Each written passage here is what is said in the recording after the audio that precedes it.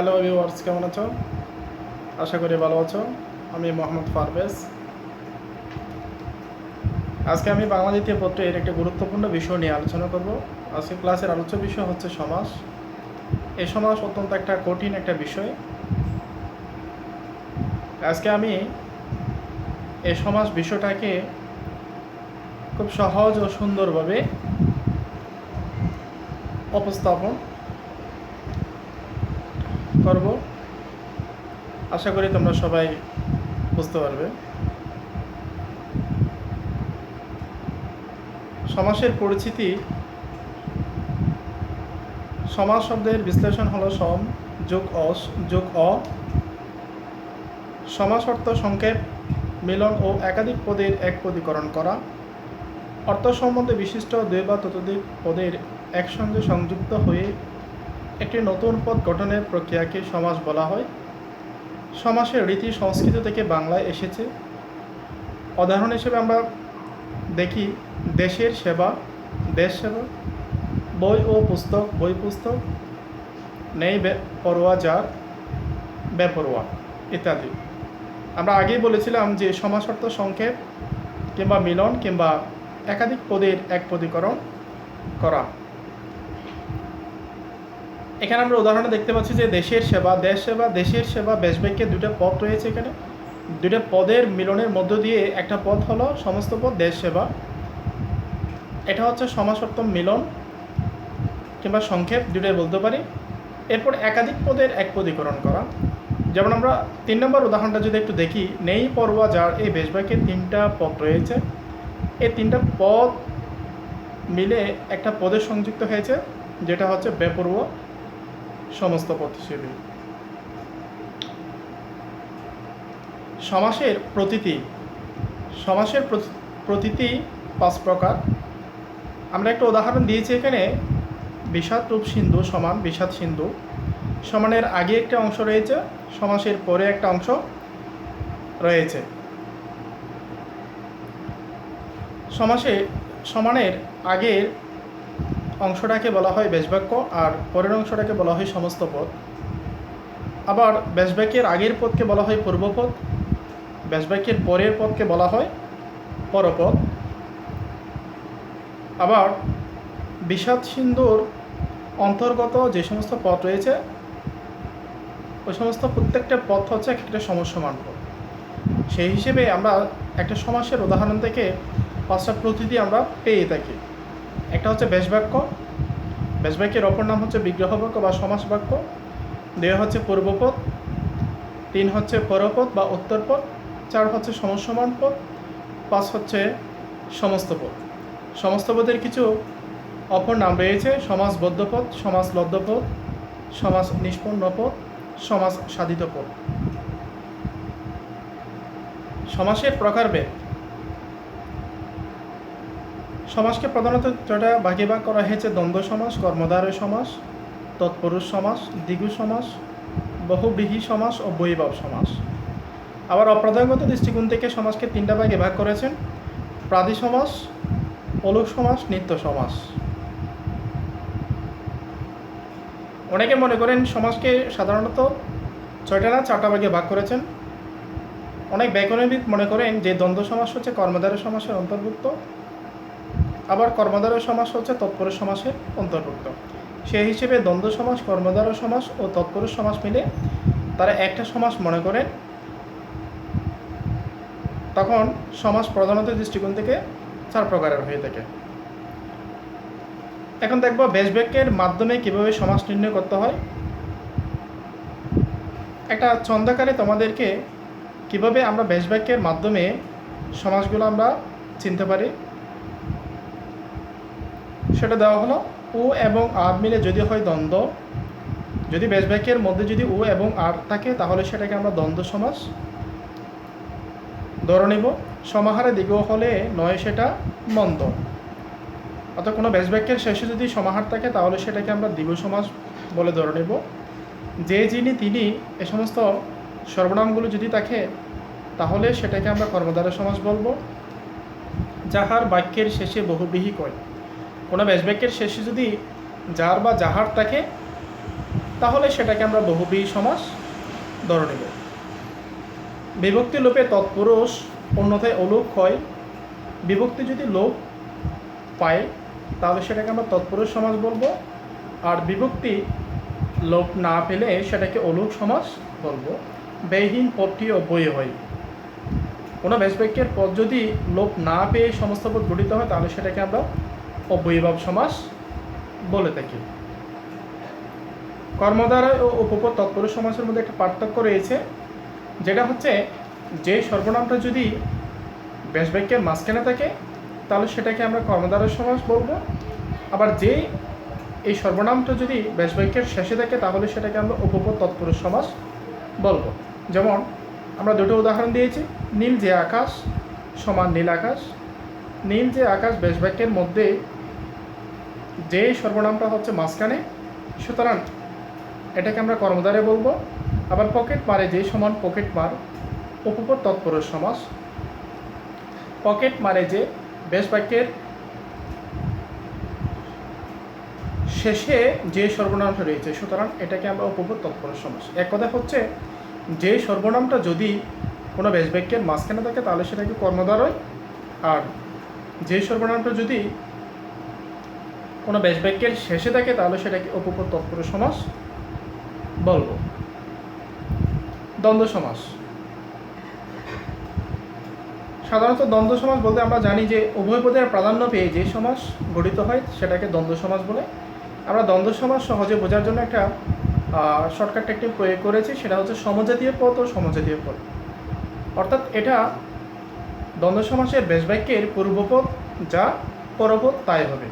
যেমন পূর্বপদ বিশেষ্য হলে পরপদে বিশেষ্য হবে, পূর্বপদ সর্বনাম হলে পরপদে সর্বনাম হবে, পূর্বপদ বিশেষণ হলে পরপদে বিশেষণ হবে, বা ক্রিয়া হলে পরপদে ক্রিয়া হবে।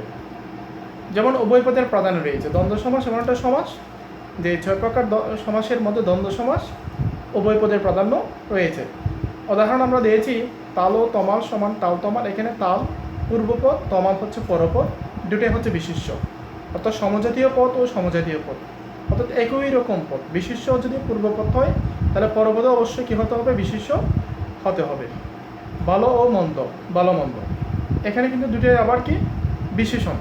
জয়া ও পতি, দম্পতি, এখানে দুটাই বিশেষ্য। দ্বন্দ্ব সমাসের প্রকারভেদ। দ্বন্দ্ব সমাসকে 11টা ভাগে ভাগ করেছেন এক মিলনার্থক শব্দযোগে। যেমন মিল থাকবে, ব্যাসবাক্যের পূর্বপদ এবং পরপদের মধ্যে একটা মিল থাকবে। যেমন মা বাবা, ভাই বোন, মা ও বাবা সমান মা বাবা, ভাই ও বোন, ভাই বোন। বিরোধার্থক শব্দযোগে, বিরোধ বলতে পূর্বপদ আর পরপদের মধ্যে একটা বিরোধ থাকবে। যেমন অহি নকুল, অহি মানে সাপ, নকুল মানে বেজি, অহি নকুল, তাদের মধ্যে একটা বিরোধ রয়েছে। দা কুমড়া, দা ও কুমড়ার মধ্যে একটা বিরোধ রয়েছে। বিপরীতার্থক শব্দযোগে, যে বিপরীতার্থক বলতে দুটো পদের মধ্যে বিপরীত থাকবে, অর্থাৎ একটা পদ আরেকটা পদের সম্পূর্ণ বিপরীত। আয় ব্যয়, জমা খরচ। অঙ্গবাচক শব্দযোগে, অঙ্গ মানে শরীরের যে কোনো ধরনের অঙ্গ। পূর্বপদে যেমন শরীরের একটা অঙ্গের নাম হবে, পরপদে হবে শরীরের একটা অঙ্গের নাম, যেমন হাত, পা, নাক, কান। সংখ্যাবাচক শব্দযোগে 7, 5, 9, 6 সংখ্যাবাচক। পূর্বপদে একটা সংখ্যা হবে, পরপদে একটা সংখ্যা হবে। সমার্থক শব্দযোগে, সমার্থক অর্থাৎ পূর্বপদ যেটা সেটার সমার্থক একটা শব্দ হবে পরপদ। যেমন হাট, হাট হচ্ছে হাট ও বাজার, হাট বাজার, হাটের পূর্বপদ। হাটের একটা সমার্থক, আমরা হাটের অন্য নাম হিসেবে বাজারকে আমরা চিনি। এরপরে ঘর ও বাড়ি, ঘর বাড়ি, গড়ের অপর নাম হচ্ছে বাড়ি। অনেকে গড় বলে থাকেন, অনেকে বাড়ি বলে থাকেন। 7 নম্বর প্রায় সমার্থক ও সহচর। আমরা এর আগে বলেছিলাম সমার্থক, সম্পূর্ণ সমার্থক, আর এটা হচ্ছে প্রায় সমর্থক। সমার্থক নয়, সমার্থকের কাছাকাছি। যেমন কাপড় ও চুপড়, আমরা কাপড় বলার সাথে সাথে আমরা চুপড় বলে থাকি, দয়া বলার সাথে সাথে আমরা মায়া বলে থাকি। তাহলে কাপড় ও চুপড় সমান কাপড় চুপড়। ব্যাসবাক্যের পূর্বপদ যা এই পূর্বপদের সাথে মিলিয়ে পরপদ গঠিত হবে, প্রায় একই রকম, প্রায় সমার্থক, কাছাকাছি, সহচর। অর্থাৎ কাপড় চুপড়, চুপড়ের আলাদা নির্দিষ্ট কোনো অর্থ না থাকলেও কাপড়ের বলার সাথে সাথে আমরা চুপড় শব্দটা এমনিতেই বলে ফেলি, যেটা সহচর হিসেবে ব্যবহৃত হয়। 8 নম্বর দুটি সর্বনাম যুগে যা ও তা, যা তা, যিনি ও তিনি, যিনি তিনি। 9 নম্বর দুটি ক্রিয়া যুগে দেখা ও শোনা, দেখা শোনা, খেলা ও দোলা, খেলাধুলা, এখানে খেলো হয়ে গেছে। 10 নম্বর দুটি বিশেষণ যুগে ভালো মন্দ, ভালো মন্দ, কম ও বেশি, কম বেশি। 10 দুটি ক্রিয়া বিশেষণ যুগে ধীরে ও সুস্থে, ধীরে সুস্থে, আগে ও পাচ্ছে, আগে পাচ্ছে। আমরা দ্বন্দ্ব সমাসের 10টা প্রকারভেদ এখানে দিয়েছি, যেগুলো সচরাচর আমাদের জন্য খুবই প্রয়োজন। এরপর কর্মধারয় সমাস, যেখানে বিশেষ্য বা বিশেষ্য ভাবাপন্ন পদের সাথে বিশেষণ বা বিশেষণ ভাবাপন্ন পদের যে সমাস হয় তাকে বলে কর্মধারয় সমাস বলে। এই কর্মধারয় সমাস যেমন বিশেষণ এর সাথে বিশেষ্য সমাস হতে পারে, বা বিশেষণ প্লাস বিশেষ্য, বা বিশেষ্য প্লাস বিশেষণ, বিশেষ্য প্লাস বিশেষ্য, এভাবে হতে পারে। অর্থাৎ এখানে 3 ধরনের সমাস হবে, যেমন বিশেষণ পূর্বপদ বিশেষণ, পরপদ বিশেষ্য, কিংবা পূর্বপদ বিশেষ্য, পরপদ বিশেষ্য। আবার পূর্বপদ যদি বিশেষ্য, পরপদ বিশেষণ, 3 ধরনের। যেমন আমরা কিছু উদাহরণ এখানে দিয়েছি। নীল যে পদ্ম, নীল পদ্ম, নীল হচ্ছে এখানে বিশেষণ, এটা পূর্বপদ, পদ্ম হচ্ছে বিশেষ্য, এটা পরপদ। মহান যে নবী, একই কথা, বিশেষণ প্লাস বিশেষ্য। সুন্দরী যে লতা, সুন্দর লতা। আমরা শুরুতে একটা কথা বলেছিলাম যে কর্মধারয় ও উপপদ তৎপুরুষ সমাস, যেখানে যে বেশবাক্যের মধ্যে যে সর্বনামটা মাঝখানে থাকবে সেটাকে কর্মধারয় বলবে। এখানে আমরা যে 3টা উদাহরণ দিয়েছি, নীল যে পদ্ম, নীল পদ্ম, মহান যে নবী, মহানবী, সুন্দরী যে লতা, সুন্দর লতা, 3টা উদাহরণের মধ্যে যেটা আমরা মাঝখানে দেখতে পাচ্ছি। কর্মধারয় সমাসে পরপদের অর্থ প্রাধান্য রয়েছে, দ্বন্দ্ব সমাসে উভয় পদের প্রাধান্য রয়েছে, কিন্তু কর্মধারয় সমাসে শুধুমাত্র পরপদের অর্থ প্রাধান্য রয়েছে। যেমন নীল যে পদ্ম, নীল পদ্ম, এখানে নীল হচ্ছে পূর্বপদ, নীলের প্রাধান্য কিন্তু এখানে না, এখানে পদ্মটা কীরকম সেটা বোঝানো হচ্ছে। এখানে পদ্মটা কি কালো নাকি নীল সেটা বোঝানো হচ্ছে। তা নীল যে পদ্ম, নীল পদ্ম, অর্থাৎ পদ্মটা ফুলটা নীল। মহান যে নবী, তা নবী কীরকম, মহান নাকি দয়ালু সেটা বোঝানো হচ্ছে এখানে, নাকি কঠোর সেটা। তাহলে মহান যে নবী, মহানবী। ঠিক একই রকম সুন্দরী যে লতা, লতাটা কি সুন্দর নাকি কুচ্ছিত সেটা বোঝানো হয়েছে। সুতরাং এখানে লতাকে প্রাধান্য দেওয়া হয়েছে। সেই হিসেবে কর্মধারয় সমাসে পরপদের অর্থে প্রাধান্য রয়েছে। কর্মধারয় সমাসের প্রকারভেদ। কর্মধারয় সমাসকে সাধারণত 5টা ভাগে ভাগ করা হয়েছে। মূল 4টা আমরা আলোচনা করেছি এখানে। আর একটা হচ্ছে সাধারণ কর্মধারয়, যেটা সচরাচর তোমরা অবশ্যই জানো, যে যেটা বলেছিলাম যে বিশেষ্য প্লাস বিশেষণ, কিংবা বিশেষণ প্লাস বিশেষ্য, নাউন প্লাস নাউন, এগুলো হচ্ছে সাধারণ। আমরা যে 4টা মূলত খুব বেশি প্রয়োজন, যেখান থেকে প্রশ্ন আসে, যেগুলো খুব বেশি প্রয়োজন, সে 4টা সমাস আমরা এখানে আলোচনা করব। 1 নম্বর মধ্যপদলোপী কর্মধারয়, 2 নম্বর উপমান কর্মধারয়, 3 নম্বর উপমিত কর্মধারয়, 4 নম্বর রূপক কর্মধারয়। মধ্যপদলোপী কর্মধারয়, এই মধ্যপদলোপী কর্মধারয় সমাসটা চেনার জন্য আমরা এখানে একটা গঠন দিয়েছি এখানে, যে সূত্র ব্যবহার করেছে বিশেষ্য প্লাস বিশেষ্য। পূর্বপদ যদি বিশেষ্য হয়, পরপদ অবশ্যই বিশেষ্য হবে। অর্থাৎ কোনো অবস্থায় এখানে বিশেষ্য প্লাস বিশেষ্য ছাড়া অন্য কোনো পদ আসবে না। যেমন 2টো উদাহরণ আমরা দিয়েছি, স্মৃতির অকার্তে শোধ, স্মৃতিশোধ। এখানে স্মৃতিও যেমন বিশেষ্য, আবার শোধও বিশেষ্য। 1 + 10, 1 ও 10 দুটো হচ্ছে এখানে বিশেষ্য। 2 নম্বর উপমান কর্মধারয়। এই উপমান কর্মধারয় সমাস, প্রথমে আমি বলি, উপমানের মধ্যে একটা উপমা রয়েছে। উপমা মানে কোনো ধরনের উপমা, তুলনা। অর্থাৎ উপমান কর্মধারয় সমাসের মধ্যে একটা তুলনা থাকবে, এবং ওই তুলনা সত্য হতে হবে। একটা তুলনা থাকবে, ওই তুলনা কী হতে হবে, সত্য হতে হবে একটা। এবং উপমান কর্মধারয় সমাসের বেশবাক্যের মধ্যে পূর্বপদ ও পরপদের মধ্যে তাদের মানটা কী থাকতে হবে, সমান থাকতে হবে। যে তুলনা বোঝানো হবে সে তুলনা সত্য, এবং পাশাপাশি তাদের মানটা সত্য হতে হবে, সমান হতে হবে। এরপরে আরেকটা হচ্ছে কি, পূর্বপদ সবসময় বিশেষ্য হবে, পরপদ সবসময় বিশেষণ হবে। আমরা 2টো উদাহরণ দিয়েছি, দেখো যে অরুণের নেই রাঙ্গা, অরুণ রাঙ্গা। অরুণ হচ্ছে সূর্য, রাঙ্গা হচ্ছে লাল। সূর্য সবসময় কিসের মতো হবে? লাল হবে। সূর্য কখনো লাল ছাড়া অন্য কোনো বর্ণ ধারণ করে না। তাহলে অরুণ হচ্ছে অরুণ সূর্য। সূর্য হচ্ছে এখানে বিশেষ্য, রাঙ্গা মানে লাল, লাল হচ্ছে এখানে বিশেষ্য। এবং সূর্য যদি সবসময় লাল হয়, তাদের মধ্যে কি তুলনা যেটা করা হয়েছে তুলনা, সে তুলনাটা সত্য এবং তাদের মানটাও সমান। এরপরে 2 নম্বর উদাহরণটা হচ্ছে হিমের ন্যায় শীতল। হিম মানে বরফ, শীতল, বরফ সবসময় ঠান্ডা হয়, বরফ সবসময় কী হয়? ঠান্ডাই হয়।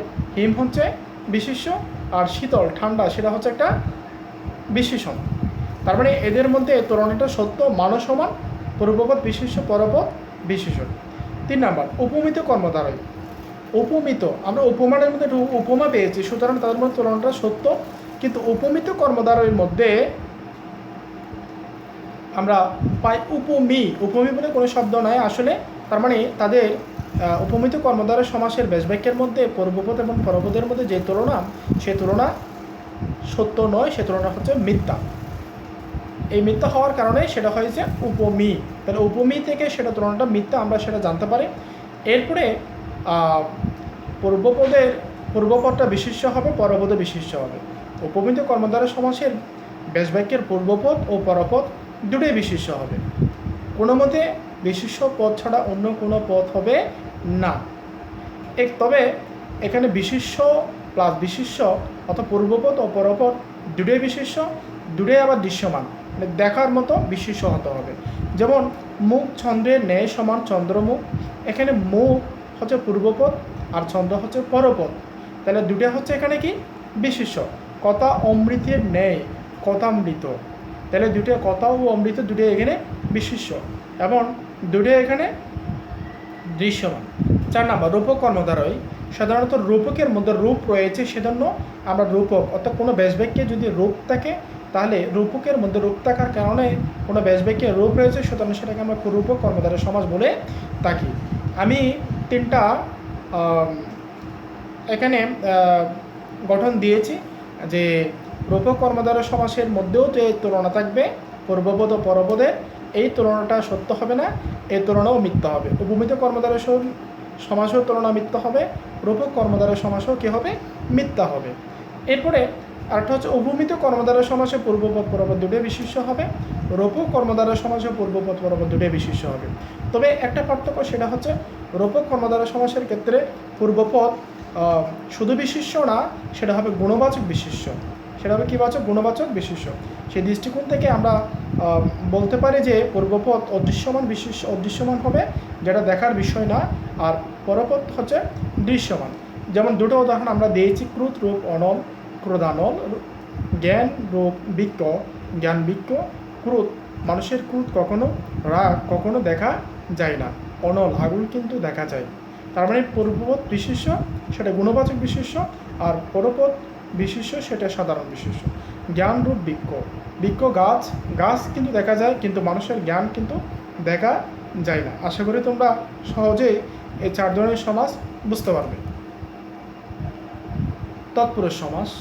পূর্বপদের বিভক্তি লোপ পেয়ে যে হবে, যে সমাস তাকে তৎপুরুষ সমাস বলে। পরপদের অর্থ প্রাধান্য রয়েছে, ঠিক কর্মদ্বারয় সমাসের মতো তৎপুরুষ সমাসেও পরপদের অর্থ প্রাধান্য থাকবে এবং পূর্বপদের যে বিভক্তি থাকবে, সেই বিভক্তি লোপ পেয়ে যখন সমস্ত পদ গঠিত হবে, তখন সেটাকে বলে তৎপুরুষ সমাস। যেমন এখানে বিপদকে, এটা হচ্ছে পূর্বপদ, আপন্ন হচ্ছে পরপদ। এখানে আপন্ন, এই আপন্ন মানে কি?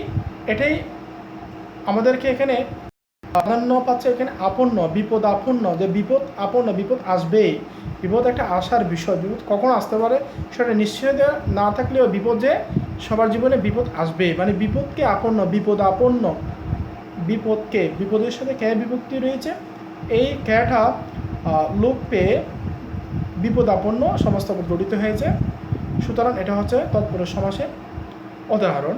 চিরকাল ব্যাপিয়া সুখী, এখানে চিরকাল হচ্ছে পূর্বপদ, সুখী হচ্ছে পরপদ। এখানে চিরসুখী, কে চিরকাল সুখী? চিরকাল ব্যাপিয়া সুখী। তো যারা চিরকাল ব্যাপিয়া সুখী থাকেন তাদেরকে বলা হয় চিরসুখী। এক কথায় আমরা জানি যে এখানে পূর্বপদ চিরকাল, এটা কোনো প্রাধান্য না পেয়ে সুখী, অর্থাৎ সুখী কারা? সুখী কীরকম সুখী? সেটা চিরসুখী, অর্থাৎ যারা চিরকাল সারা জীবন সুখী রয়েছে তাদেরকে বলা হয় চিরসুখী। তৎপুরুষ সমাসের প্রকারভেদ সাধারণত 9 ভাগে ভাগ করা হয়েছে। আমরা 8 প্রকার আমরা আলোচনা করব, আর শেষে অলুক তৎপুরুষ সমাস, সেটা আমরা একদম শেষে অপ্রধান সমাস যখন আলোচনা করব তখন একসাথে আলোচনা করব, সেটা এখন করব না। বাকি 8 প্রকার তৎপুরুষ সমাসের বিভিন্ন তৎপুরুষ সমাস কীভাবে সহজে চেনা যায় এবং কীভাবে নির্ণয় করা যায় সেই বিষয়গুলো আমরা এখানে তুলে ধরেছি। 1 নম্বর দ্বিতীয় তৎপুরুষ। সাধারণ অর্থে পূর্বপদের সাথে যদি ক্যারে কিংবা মাঝখানে বেপিয়া থাকে তাহলে সেটাকে আমরা বলবো দ্বিতীয় তৎপুরুষ। যেমন আমরা উদাহরণ দিয়েছি দুঃখকে প্রাপ্ত। দুঃখকে হচ্ছে পূর্বপদ, এর সাথে যুক্ত আছে কে, এটা সাধারণভাবে কেটা যুক্ত আছে, তাহলে সেটা হচ্ছে কি দুঃখকে প্রাপ্ত, কেটা লোপ পেয়ে দুঃখকে প্রাপ্ত, দুঃখপ্রাপ্ত হলো। এরপরে বেপিয়া দ্বারা আমরা এর আগে আমরা একটা উদাহরণ দিয়েছি চিরকাল বেপিয়া সুখী, তাহলে বেপিয়া থাকলে সেটা তৎপুরুষ সমাসের উদাহরণ। এরপরে আমরা 2 নাম্বারটা পরে বলতেছি, 3 নাম্বারটা আমরা বলি চতুর্থ তৎপুরুষ সমাস। চতুর্থী তৎপুরুষ সমাস, এখানে দ্বিতীয় তৎপুরুষ সমাসে বলা হচ্ছে সাধারণ অর্থে কেরে, আর চতুর্থী তৎপুরুষ সমাস হচ্ছে দান সেবা ভক্তি শ্রদ্ধা সম্প্রদান অর্থে কেরে। অর্থাৎ সাধারণভাবে যদি কেরে যুক্ত হয় কোনো পূর্বপদের সাথে তাহলে সেটাকে দ্বিতীয় তৎপুরুষ সমাস, আর কোনো দান কিংবা সেবা কিংবা ভক্তি অর্থে যদি কেরে পূর্বপদের সাথে বিভক্তি যুক্ত থাকে তাহলে সেটাকে চতুর্থী তৎপুরুষ সমাস বলবো। এই পার্থক্যটা আমাদের মনে রাখতে হবে। গুরুকে ভক্তি, গুরু ভক্তি, এখানে গুরুকে কেন আমরা ভক্তি করি, শ্রদ্ধা করি, হ্যাঁ সেটা গুরু, সেজন্য আমরা গুরুকে শ্রদ্ধা করি, ভক্তি করি। 2 নম্বর তৃতীয় তৎপুরুষ সমাস, অর্থাৎ পূর্বপদের সাথে দ্বারা দিয়া কর্তৃক ইত্যাদি বিভক্তিগুলো লোপে যখন সমস্ত পদ গঠিত হবে তখন সেটাকে বলে তৎপুরুষ সমাস। তৃতীয় তৎপুরুষ সমাস, যেমন শ্রম দ্বারা লব্ধ, শ্রম লব্ধ, এখানে শ্রম দ্বারা হবে শ্রম দ্বারা লব্ধ, এই শ্রম দ্বারা লব্ধ বেশবাক্যের মধ্যে দ্বারাটা লোপ পেয়ে সমস্ত পদ গঠিত হয়েছে শ্রম লব্ধ। আবার আরেকটা বিষয়, এখানে উত্তরপদ, যদি কোনো বেশবাক্যের উত্তরপদ ঊনহীন শূন্য থাকে, তাহলে কোনো তৎপুরুষ সমাসে ঊনহীন শূন্য থাকে তাহলে সেটাকেও আমরা তৃতীয় তৎপুরুষ সমাস বলবো, এক দ্বারা ঔন একুন। 4 নম্বর পঞ্চমী তৎপুরুষ সমাস। হতে থেকে চেয়ে, অর্থাৎ পূর্বপদের বিভক্তি হতে থেকে চেয়ে লোপে যখন সমস্ত পদ গঠিত হয় তখন তাকে বলে পঞ্চমী তৎপুরুষ সমাস। কাছা থেকে ছাড়া সমান কাছা ছাড়া, এখানে কাছা থেকে ছাড়া বেশবাক্যের মধ্যে পূর্বপদের সাথে থেকে বিভক্তি ছিল, এ থেকে বিভক্তি লোপ পেয়ে কাছা ছাড়া সমস্ত পদ গঠিত হয়েছে, সুতরাং এটা হচ্ছে কি পঞ্চমী তৎপুরুষ সমাস।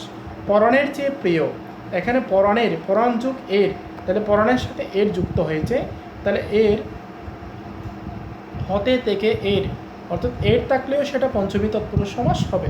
পরাণের চেয়ে প্রিয়, এখানে পরাণের ছে রয়েছে, সুতরাং ছে এবং এর এই দুটা বিভক্তি লোপ পেয়ে পঞ্চমী তৎপুরুষ সমাস হয়েছে পরাণ প্রিয়।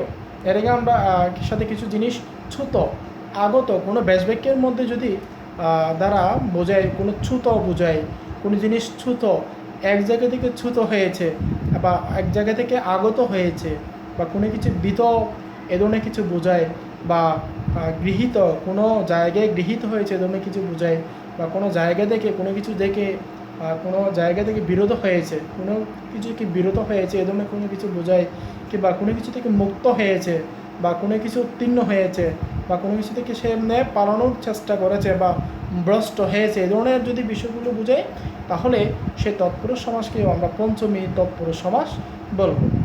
5 নম্বর ষষ্ঠী তৎপুরুষ সমাস, অর্থাৎ কোনো বেশবাক্যের পূর্বপদের বিভক্তি র এর লোপ পেয়ে যদি সমস্ত পদ গঠিত তাহলে সেটাকে আমরা ষষ্ঠী তৎপুরুষ সমাস। যেমন ছাত্রের সমাস ছাত্র সমাস, দিল্লির স্বর দিল্লি স্বর।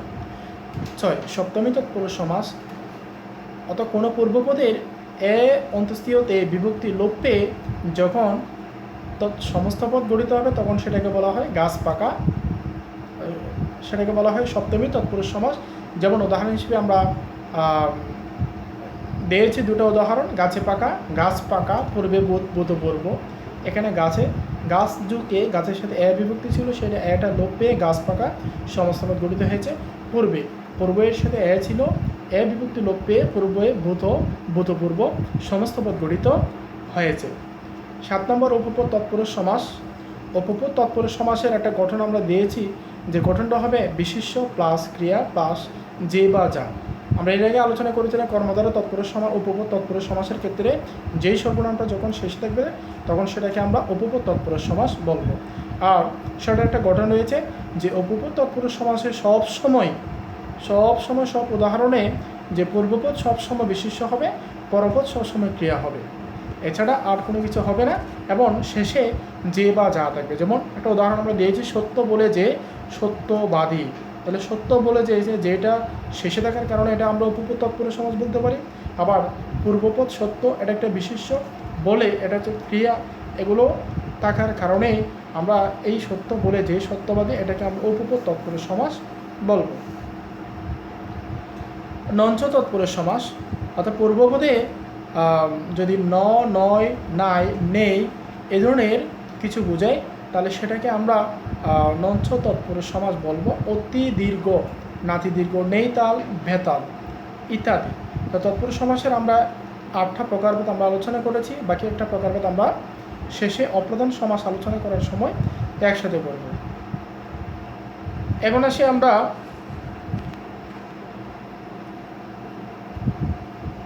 বহুব্রীহি সমাস। যে সমাসে সমসমান পদগুলোর অর্থ না বুঝিয়ে অন্য কোনো পদের অর্থ বোঝায় তাকে বহুব্রীহি সমাস বলে।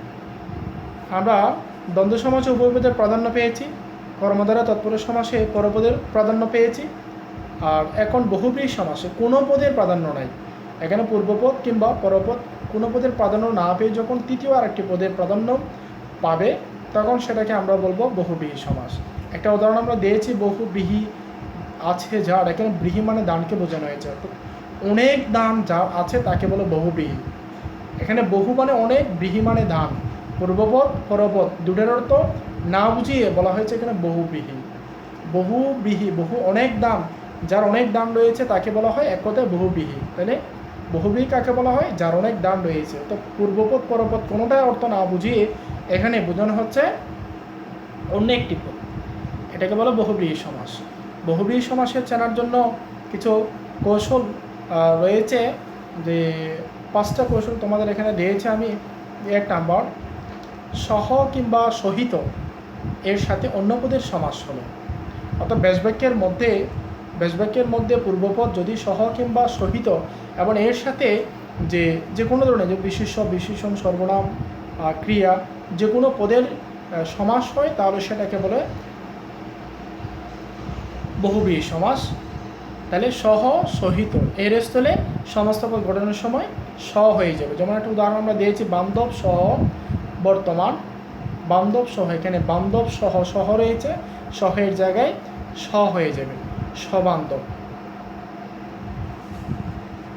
সহোদর যার, সহোদর, এখানে সহের জায়গায় স হয়ে গেছে। 2 নাম্বার, পরপদে, তো ব্যাসবাক্যের পরপদে যদি মাতৃ থাকে কিংবা পত্নী থাকে কিংবা স্ত্রী থাকলে সমস্ত পদ গঠনের সময় এগুলোর সাথে একটা ক যুক্ত হয়ে যাবে। যেমন আমরা 2টা উদাহরণ এখানে দিয়েছি, যে বি হয়েছে পত্নী যার, বি মানে এখানে বিগত, মানে বিগত হয়েছে পত্নী যার, বিপত্নিক, পত্নিক রয়েছে পরপদের জায়গায়, পত্নী এর সাথে একটা ক যুক্ত হয়েছে, পত্নিক, বিপত্নিক হলো। নদী মাতা, মাতা মানে মাতৃ, এখানে নদী মাতা যার, এখানে পরপদ হচ্ছে মাতৃ, তার মাতৃর সাথে একটা ক যুক্ত হবে, নদী মাতৃ। 3 নাম্বার, পরপদে, অর্থাৎ ব্যাসবাক্যের পরপদে অক্ষি থাকলে সমস্ত পদে অক্ষ হবে, নাভি থাকলে সমস্ত পদে নাভ হবে, ছোড়া থাকলে সমস্ত পদে ছোড় হবে, ও কর্ম থাকলে সমস্ত পদে কর্ম হবে। যেমন আমরা কয়েকটা উদাহরণ এখানে আমরা দিয়েছি, যেমন কমলের ন্যায় অক্ষি যার, কমলাক্ষ, অক্ষি থাকলে অক্ষ হবে, কমল যুগ অক্ষ, কমলাক্ষ।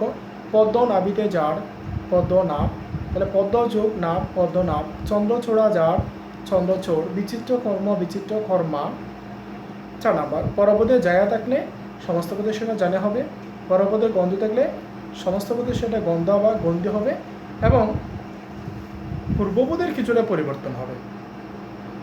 3 নম্বরে এগুলোর ক্ষেত্রে কোনো পূর্বপদে পরিবর্তন নয়, কিন্তু 4 নম্বরের ক্ষেত্রে পূর্বপদে কিছুটা পরিবর্তন হবে। আর যায় থাকলে জানি হবে, গন্ধ থাকলে গন্ধা কিংবা গন্ধি হবে। আমরা 3টা উদাহরণ এখানে দিয়েছি যে যুবতী জায়া যার, যুব জানি, তাহলে জায়া থাকলে সমস্ত পদে সেটা জানি হয়ে যাবে। যুবতী, যুবতী ছিল, সেটা কিছুটা পরিবর্তন হয়ে সেটা যুবতী থেকে যুব হয়ে গেছে। সুগন্ধ যার, সুগন্ধা, এখানে গন্ধ রয়েছে, গন্ধটা গন্ধা হবে। পদ্মের নে গন্ধ, পদ্মের নে গন্ধ, পদ্মগন্ধি, এখানে গন্ধ রয়েছে, গন্ধি হয়ে গেছে। এটা ছিল পদ্মে, সমস্ত পদ হলো পদ্মে, কিছুটা পরিবর্তন হয়ে পদ্মগন্ধ হলো। 5 নম্বর পূর্বপদে, পূর্বপদে সমান থাকলে সমস্ত পদে তা স কিংবা সম কিংবা সহ হবে। যেমন সমান কর্মী যে, সমকর্মী, তাহলে সমানের জায়গায় এখানে সম হয়ে গেল। সমান কর্মী যে, সমকর্মী, সমান উদর যার, সহোদর, সমানের জায়গায় এখানে স হয়ে গেল। তাহলে উদর সহোদর, সহোদর, তাহলে সমানের জায়গায় সহ। এরপর বহুব্রীহি সমাসের শ্রেণী বিভাগ। বহুব্রীহি সমাসকে 9টা ভাগে ভাগ করেছেন। তো আমরা এখানে ঠিক একই রকম 8টা তৎপুরুষ সমাসের মতো 8টা সমাসটি আমরা আলোচনা করব। বাকি একটা অলুক বহুব্রীহি, এটা আমরা অপ্রধান সমাস, অলুক সমাস আলোচনা করার সময় এটা একসাথে করব। সমানাধিকরণ বহুব্রীহি, ব্যতিকরণ বহুব্রীহি, ব্যতিহার বহুব্রীহি, নঞ্চ বহুব্রীহি, মধ্যপদলোপী বহুব্রীহি, প্রত্যয়ান্ত বহুব্রীহি, সংখ্যাবাচক বহুব্রীহি, অলুক বহুব্রীহি, নিপাতনী সিদ্ধ বহুব্রীহি। সমানাধিকরণ বহুব্রীহি, এটার একটা আমরা গঠন দিয়েছি যে ব্যাসবাক্যের পূর্বপদ সবসময় বিশেষণ হবে, পরপদ বিশেষ্য হবে, এরপরে শেষে যে বা যার থাকবে। আমরা দুটো উদাহরণ এখানে দিয়েছি, কুশ মেজাজ, মেজাজ যার, কুশ মেজাজ। কুশ মানে এখানে বিশেষণ, আর মেজাজ হচ্ছে বিশেষ্য।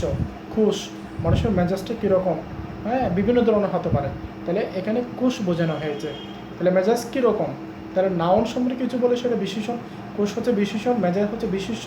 কুশ মেজাজ যার সমান সমস্ত পদ হচ্ছে কুশ মেজাজ। আর একটা উদাহরণ হচ্ছে 80তে 20 যার সমান 80-20। এখানে 80তে 20 যার, তাহলে 80তে হচ্ছে এখানে ব্যতিকরণ বহুব্রীহি সমাসের উদাহরণ। ব্যতিকরণ বহুব্রীহি সমাসের গঠন হচ্ছে যে পূর্বপদ বিশেষ্য, পরপদ বিশেষ্য, শেষে যে বা যার থাকবে, যে বা যার থাকবে। যেমন তোমরা দেখো যে 80তে 20 যার, 80 যেমন বিশেষ্য, 20ও বিশেষ্য, তাহলে পূর্বপদ ও পরপদ দুটোই বিশেষ্য, শেষে যে বা যার থাকবে, সেটা হচ্ছে ব্যতিকরণ বহুব্রীহি। সমানাধিকরণ ছিল যে বিশেষণ প্লাস বিশেষ্য, আর ব্যতিকরণে বিশেষ্য প্লাস বিশেষ্য। ব্যতিহারে প্রায় একই রকম, যে পূর্বপদ ও পরপদ দুটোই বিশেষ্য, মাঝখানে থাকবে যে, তাহলে বিশেষ্য যে প্লাস বিশেষ্য বলে আমরা সাধারণত জানি কর্মদ্বয়ের সমাস। কিন্তু এখানে ব্যতিহারে দুটা বিশেষ্য একসাথে থাকবে, অর্থাৎ ব্যাসবাক্যের শুরুতেই দুটো বিশেষ্য একসাথে, একটার পর একটা, এরপরে যেই সর্বনাম থাকবে, এরপরে থাকবে বিশেষ্য, অর্থাৎ 3টে বিশেষ্য, শুরুতে দুটো বিশেষ্য, শেষে একটা বিশেষ্য যদি হয়, তাহলে সেটাকে বলা হয় ব্যতিহার বহুব্রীহি। যেমন একটা উদাহরণ আমরা দিয়েছি, হাতে হাতে যে যুদ্ধ, এখানে হাত হচ্ছে বিশেষ্য, তাহলে হাতে হাতে এখানে দুইবার বলা হয়েছে, তার মানে দুটো বিশেষ্য যে রয়েছে, এরপরে যুদ্ধ হচ্ছে একটা বিশেষ্য, তাহলে হাতে হাতে যে যুদ্ধ, এখানে হাতাহাতি। 4 নম্বর নঞ্চ বহুব্রীহি। নঞ্চ মানে শুরুতে নাবাচক কিছু শব্দ থাকবে, আর শেষে যে বা যার থাকবে। যেমন বে, হেড যার, বেহেড, বে মানে এখানে নাই কিংবা নেই বোঝানো হয়েছে। 5 নম্বর মধ্যপদলোপী বহুব্রীহি। আমরা কর্মধারয় সমাসের ক্ষেত্রেও পড়েছি আমরা যে মধ্যপদ লোপ পেয়ে যে সমাস হবে তাকে বলা হয় মধ্যপদলোপী কর্মধারয় সমাস। আর মধ্যপদলোপী বহুব্রীহি সমাস হচ্ছে ব্যাসবাক্যের কোনো অংশ লোপ পেয়ে, অর্থাৎ ব্যাসবাক্যের নির্দিষ্ট নয়, ব্যাসবাক্যে যখন কোনো অংশ লোপ পাবে, লোপ পেয়ে একটা সমাস গঠিত হয়, সমস্ত পদ হয়, তখন সেটাকে বলা হয় মধ্যপদলোপী বহুব্রীহি। যেমন হাতে কুড়ি দেওয়া হয় যে অনুষ্ঠানে, হাতে খুঁড়ি, তাহলে হাতে কুড়ি দেওয়া হয় যে অনুষ্ঠানে, সেটাকে বলা হয় হাতে কুড়ি। আর মধ্যপদলোপী কর্মধারয় সমাসের ক্ষেত্রে আমরা যেটা পড়েছিলাম সেটা হচ্ছে যেই সর্বনামটা মাঝখানে থাকবে, এরপরে যেমন আমরা উদাহরণ দিয়েছিলাম স্মৃতি রক্ষার্থে শোধ, এখানে স্মৃতি হচ্ছে বিশেষ্য, আবার শোধ হচ্ছে বিশেষ্য, অর্থাৎ বিশেষ্য প্লাস যে প্লাস বিশেষ্য হলে সেটাকে আমরা মধ্যপদলোপী কর্মধারয় সমাস বলে থাকি। আর ব্যাসবাক্যের কোনো অংশ লোপ পেয়ে যখন কোনো সমাস হবে সেটাকে আমরা কি বলবো, সেটা বলবো মধ্যপদলোপী বহুব্রীহি সমাস। এখানে পূর্বপদ বিশেষ্য পরপদ বিশেষ্য এই ধরনের কোনো বাধ্যবাধকতা নাই। তবে ব্যাসবাক্যের কোনো অংশ, ব্যাসবাক্যের অন্তর্গত কোনো অংশ লোপ পেয়ে সেটা একটা পদ হতে পারে, দুটা পদ হতে পারে, তিনটা পদ হতে পারে। অর্থাৎ ব্যাসবাক্যের কোনো অংশ, এখানে কোনো নির্দিষ্ট কয়টা পদ বলে নাই, কোনো একটা নির্দিষ্ট অংশ লোপ পেয়ে যখন একটা সমস্ত পদ গঠিত হবে তখন সেটাকে মধ্যপদলোপী বহুব্রীহি সমাস বলা হয়। 6 নম্বর প্রত্যয়ান্ত বহুব্রীহি। প্রত্যয়ান্ত মানে প্রত্যয় যুগ আন্ত প্রত্যয়ান্ত, অর্থাৎ কোনো বহুব্রীহি সমাসে, অর্থাৎ কোনো বহুব্রীহি সমাসে প্রত্যয়যুক্ত হয়ে, কোনো বহুব্রীহি সমাসে প্রত্যয়যুক্ত হয়ে যখন সমস্ত পদ গঠিত হয় তখন সেটাকে বলে প্রত্যয়ান্ত বহুব্রীহি। অর্থাৎ ব্যাসবাক্যের পরপদের সাথে যখন প্রত্যয় আ উ এ এগুলো যোগ হয়ে সমস্ত পদ গঠিত হয় তখন সেটাকে বলে প্রত্যয়ান্ত বহুব্রীহি। অর্থাৎ ব্যাসবাক্যের পরপদের সাথে যদি আ উ এ থাকে, এখানে পরপদটা সবসময় বিশেষ্য থাকবে, এটা মনে রাখতে হবে যে পরপদটা সবসময় বিশেষ্য থাকবে, এই বিশেষ্যের সাথে প্রত্যয়গুলো যুক্ত হবে। 7 নম্বর সংখ্যাবাচক বহুব্রীহি। পূর্বপদ এখানে সংখ্যাবাচক, আমরা সংখ্যাবাচক যুগে দ্বন্দ্ব সমাস একটা পড়েছিলাম, যেটা শুরুতে কী থাকবে, সংখ্যা থাকবে, শেষেও সংখ্যা থাকবে, পূর্বপদ ও পরপদ দুটো থাকবে সংখ্যাবাচক। আর এখানে সংখ্যাবাচক বহুব্রীহি মানে পূর্বপদ সংখ্যাবাচক থাকবে, পরপদ বিশেষ্য থাকবে, সমস্ত পদ বিশেষণ হয়ে যাবে। যে গঠনটা হচ্ছে ব্যাসবাক্যের পূর্বপদটা সবসময় সংখ্যাবাচক আর পরপদটা বিশেষ্য। যখন সমস্ত পদ গঠিত হবে তখন সেটা হয়ে যাবে একটা বিশেষণ, অর্থাৎ সমস্ত পদ বিশেষণ হয়ে যাবে, তখন সেটা হবে সংখ্যাবাচক বহুব্রীহি সমাস। আবার বিশেষণের যায় বিশেষণ হয়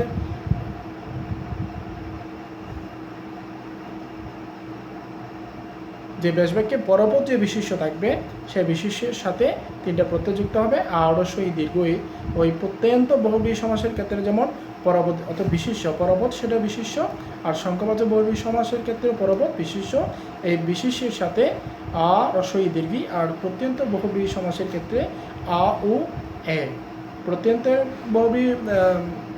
বহুব্রীহি বিশেষ্যের সাথে বসবে আ উ এ, আর সংখ্যাবাচক বিশেষ্যের বহুব্রীহি বিশেষ্যের সাথে প্রত্যয় বসবে আ ই দীর্ঘ ই। 9 নম্বর নিপাতনে সিদ্ধ বহুব্রীহি। নিপাতনে মানে কোনো নিয়ম মানে না, কোনো নিয়ম নাই, ব্যাসবাক্য কীরকম হবে কীভাবে হবে তার গঠন কোনো ধরনের নিয়ম নাই।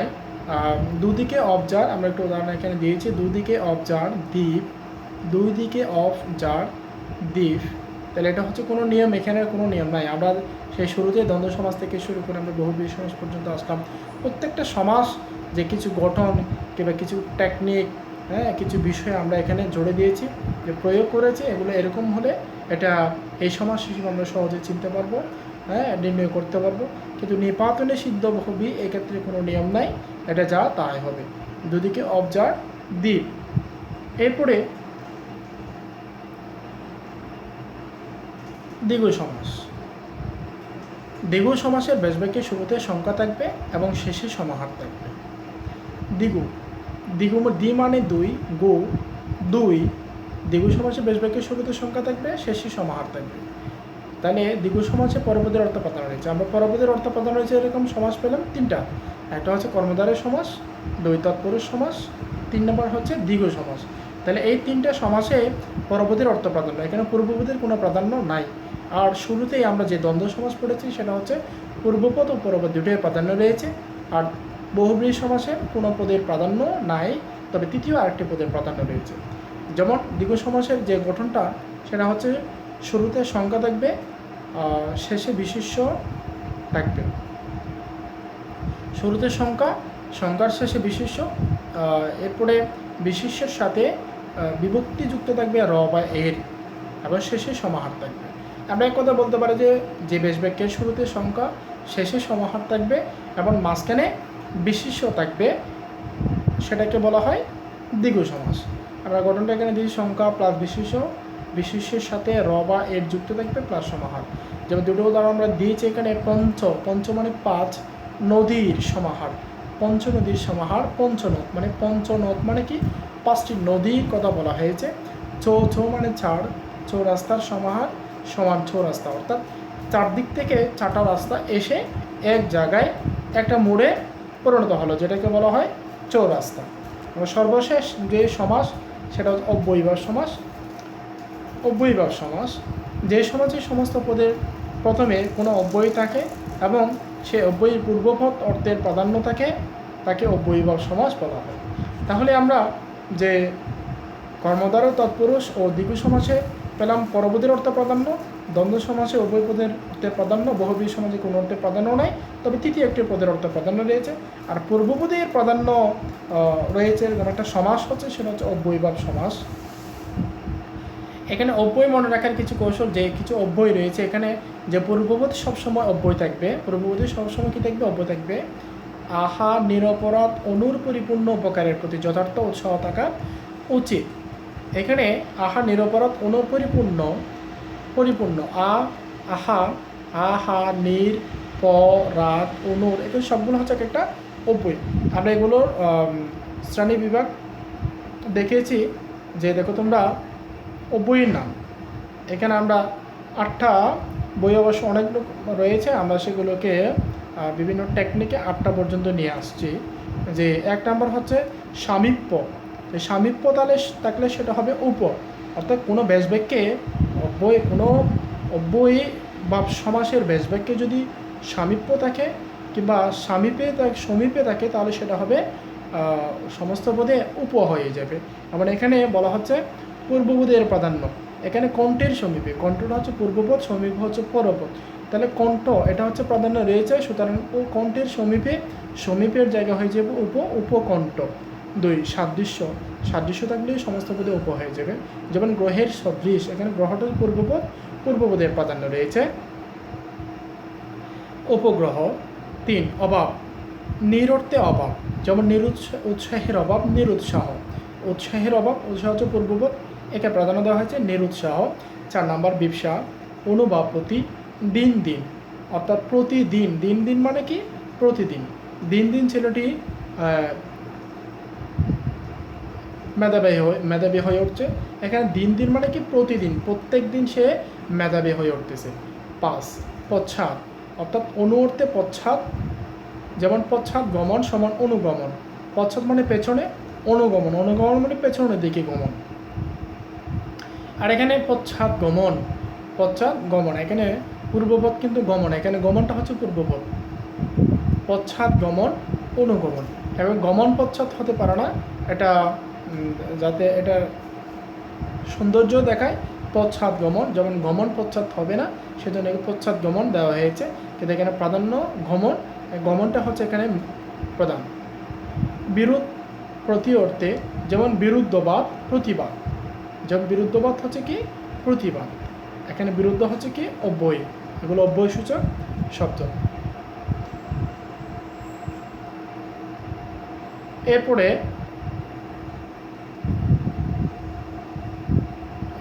এখানে সিরিয়ালগুলো একটু মিস্টেক হয়েছে, পর্যন্ত মানে অর্থে পর্যন্ত, যেমন সমুদ্র থেকে হিমাচল পর্যন্ত, উদাহরণটা দেখা যাচ্ছে না, সমুদ্র থেকে হিমাচল পর্যন্ত, সমুদ্র হিমাচল।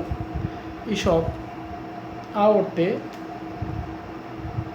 যেমন ঈষৎ নত আনত, পাস অতিক্রান্ত, অর্থে বেলাকে অতিক্রান্ত, উদ্বেগ, অনতিক্রম্যতা বা অতিক্রম না করে, এরকম যথা হবে।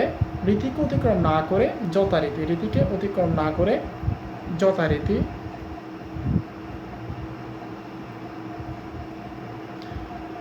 ক্ষুদ্র উপ অর্থে ক্ষুদ্র, পূর্ণ সমগ্র অর্থে পরি বা সম অর্থে, যেমন উপগ্রহ পরিপূর্ণ, সম্পূর্ণ। 8 নম্বর প্রতিনিধি বা প্রতিদ্বন্দ্বী, প্রতি অর্থে প্রতিদ্বন্দ্বী বা প্রতিদ্বন্দ্বী, যেমন প্রতিচ্ছবি, প্রতিবিম্ব, প্রতিপক্ষ, প্রত্যুত্তর। আমরা সমাসের প্রধানত যে 6 প্রকার সমাস রয়েছে, সেই 6 প্রকার সমাস আমরা আলোচনা করেছি। এখন আমরা সমাসের যে অপ্রধান সমাসগুলো রয়েছে সেই সমাসগুলো আমরা আলোচনা করব। এক নম্বর হচ্ছে অলুক সমাস। আমরা শুরুতে অলুক দ্বন্দ্ব সমাস একটা আমরা পেয়েছি, আর তৎপুরুষ সমাজের শ্রেণী বিভাগের মধ্যে একটা অলুক তৎপুরুষ পেলাম। এরপরে পেয়েছিলাম বহুব্রীহি সমাসের মধ্যে একটা অলুক বহুব্রীহি পেয়ে আমরা তিনটা একসাথে আলোচনা করব। যেমন দ্বন্দ্ব সমাস, অলুক দ্বন্দ্ব। আমরা জানি সাধারণত অলুক মানে কোনো ব্যাসবাক্যের মধ্যে যখন বিভক্তি, তো পূর্বপদের বিভক্তি, কোনো পদের বিভক্তির লোপ পাবে না, তখন সেটাকে আমরা অলুক সমাস বলব। তো কোনো পদের যখন বিভক্তির লোপ না পেয়ে সমস্ত পদ গঠিত হয়, তখন সেটা হবে অলুক সমাস। তাহলে এখানে হচ্ছে যে পূর্বপদ ও পরপদে যখন বিভক্তি যুক্ত থাকবে, এখানে পূর্বপদেও থাকবে পরপদেও থাকবে। কোনো পদে কোনো একটা পদ না, উভয় পদে, তো পূর্বপদ পরপদ উভয় পদে যখন বিভক্তি যুক্ত থাকবে, যুক্ত থেকে তখন সমস্ত পদ গঠিত, তখন সেটাকে বলা হয় অলুক দ্বন্দ্ব।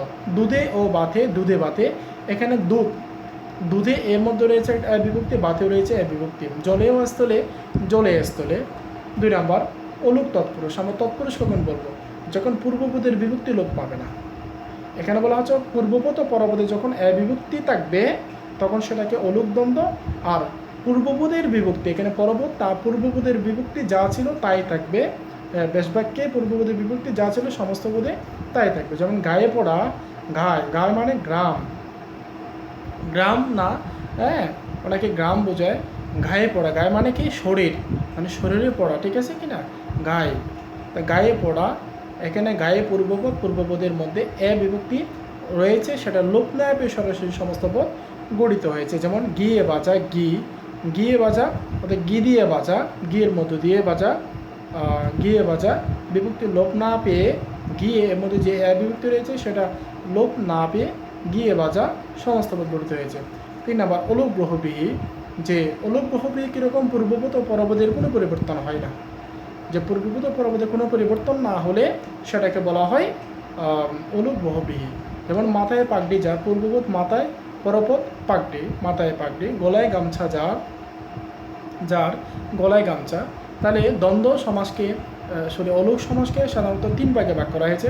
আমরা 3টা শ্রেণীবিভাগ দেখতে পাই। সেটা হচ্ছে একটা হচ্ছে অলুক দ্বন্দ্ব, অলুক তৎপুরুষ, অলুক বহুব্রীহি। অর্থাৎ যে অলুক সমাসে পূর্বপদ ও পরপদের বিভক্তি থাকবে, সমস্ত পদ একই রকম, সেটা হবে অলুক দ্বন্দ্ব। আর যে অলুক সমাসের মধ্যে ব্যাসবাক্যে পূর্বপদের বিভক্তি লোপ নেয় সমস্ত পদ গঠিত হবে, তখন সেটা অলুক তৎপুরুষ। আর পূর্বপদ ও পরবর্তীর কোনো পরিবর্তন যদি না হয়, যেই সমাস গঠিত হয়, যেই সমস্ত পদ গঠিত হয়, সেটাকে বলা অলুক বহুব্রীহি সমাস।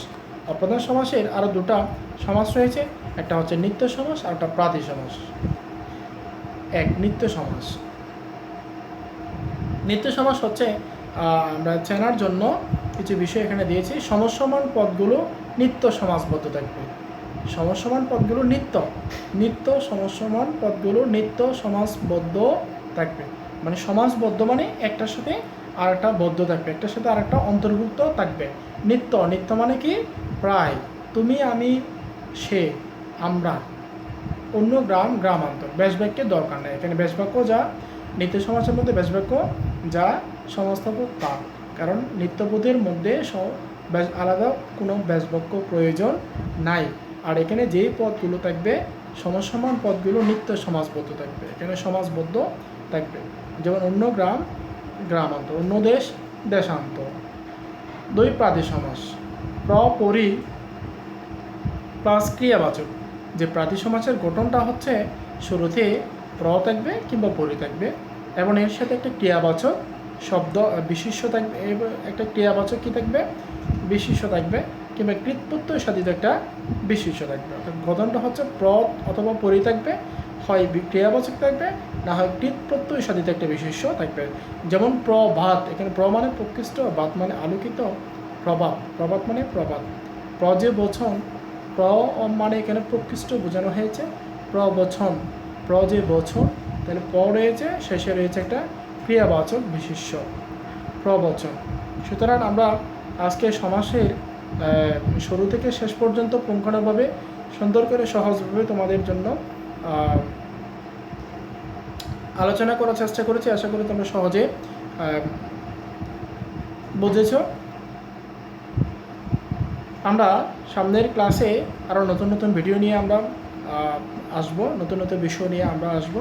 এর জন্য তোমরা আমার চ্যানেলের সাবস্ক্রাইব বাটনটা ক্লিক করতে ভুলো না। তোমরা সাবস্ক্রাইব করবে, সাবস্ক্রাইব করলে আমার পরবর্তী যে প্রত্যেকটা বিষয়ের উপর যে ভিডিও লেকচার আসবে সেগুলো তোমরা সব দেখতে পাবে। আর সাবস্ক্রাইব না করলে সাথে সাথে তোমরা সাবস্ক্রাইব করে ফেলবে। এতক্ষণ পর্যন্ত আমার সাথে থাকার জন্য তোমাদেরকে ধন্যবাদ জানিয়ে আজকে ক্লাস এখানে শেষ করছি। আল্লাহ হাফেজ।